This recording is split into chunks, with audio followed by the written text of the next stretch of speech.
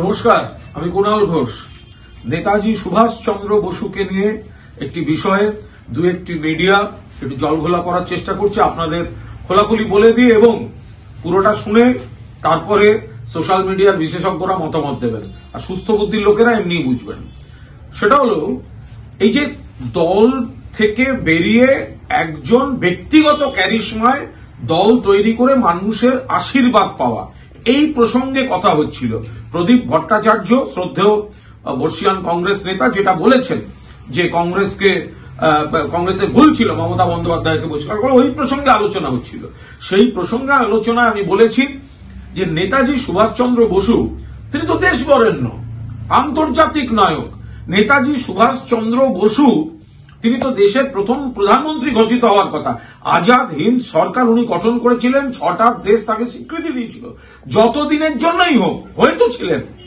যাই হোক, তার সেই পার্টটা স্বাধীনতা যোদ্ধা, বিপ্লবী, দেশনায়ক নেতাজি, ওটা আলাদা। এবার আসুন, কংগ্রেস থেকে বেরিয়ে যারা দল গঠন করেছেন, সেটা সুভাষচন্দ্র বসু বলুন কিংবা প্রণব মুখোপাধ্যায়, কেউ সফল হননি।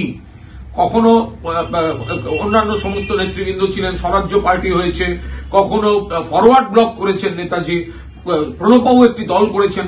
কিন্তু মমতা বন্দ্যোপাধ্যায় একমাত্র নেত্রী বাংলার বুকে যিনি একক ক্যারিশমায় দল থেকে বেরোনোর পর বা দল বহিষ্কার করার পর বা একক কৃতিত্বে সংসদীয় রাজনীতিতে তার দলকে সাকসেসফুল করেছেন, দেশের রাজনীতিতে প্রভাব ফেলেছেন।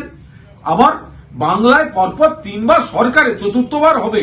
তো আমি এই তুলনাটা করেছি যে নেতাজি সুভাষচন্দ্র বসু থেকে প্রণব মুখোপাধ্যায়, তারা কিন্তু নিজের নিজের জায়গায় আকাশ ছোঁয়া ব্যক্তিত্ব, কিন্তু এই যে একা দল গড়ে কোন দল তৈরি করে ভারতের সংসদীয় গণতন্ত্রের ছাপ ফেলা, বাংলার সংসদীয় গণতন্ত্রের ছাপ ফেলা, এটাই কিন্তু মমতা বন্দ্যোপাধ্যায় 1 নম্বর।